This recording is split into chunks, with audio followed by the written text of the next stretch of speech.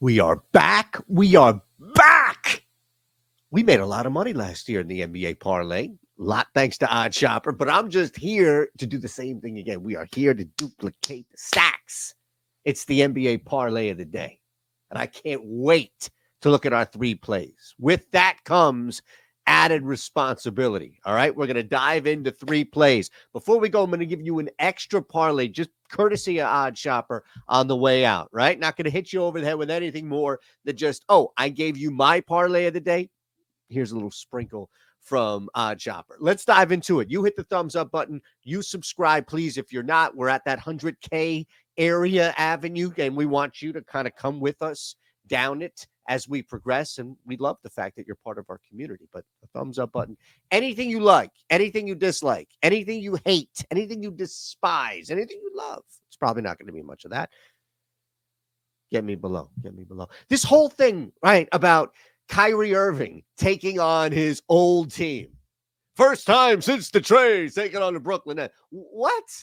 Stop for a second. First leg finds us with the Brooklyn Nets in Dallas and this straw man that's been created and now lit to the sky here about you know the thing about revenge games, you know the thing about a player or coach, and I buy into this narrative. You ask anybody here as far as the NFL is concerned, this is a big reason as far as why I win. It's identifying the right narratives to then get behind. Or maybe it's all luck. Who the hell knows? But the point being here is that in order to have this scenario, you need people around you.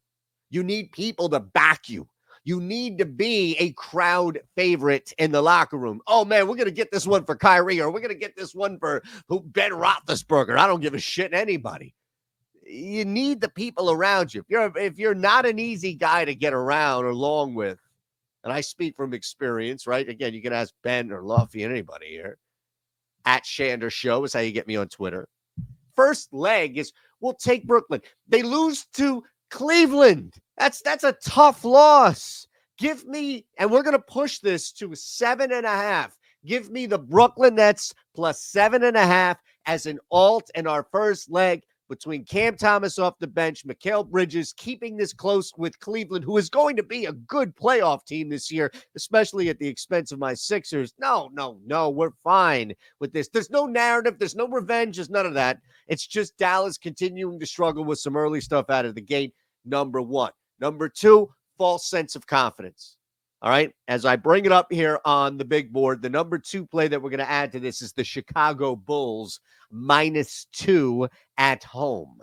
And the reason why is because Toronto comes in with this false sense of confidence, and Chicago nipped something in the bud or the ass or the rear or whatever the hell you want to call it. Bang. This is the parlay. Chicago -2 is what we're adding. I already gave you the Nets plus 7.5 on the alt line. Before we get to Utah and close out, by all means, look, from the Bulls' standpoint, at -2, you just see a scenario here where Chicago struggles, embarrassed at home by the Oklahoma City Thunder. They call a players-only meeting, immediately step in and try to get some shit right. On the flip side, you've got Toronto, who was so bad last year. Guys had to leave, Fred VanVleet. Coaches had to go. All of this had to change. And all right, they get one win, one stinking measly win. And everybody's looking to jump all over this Toronto train up now north up top. It ain't going to be me by any means. I understand that Toronto opened up the season at home, narrowly defeating Minnesota. That's not enough.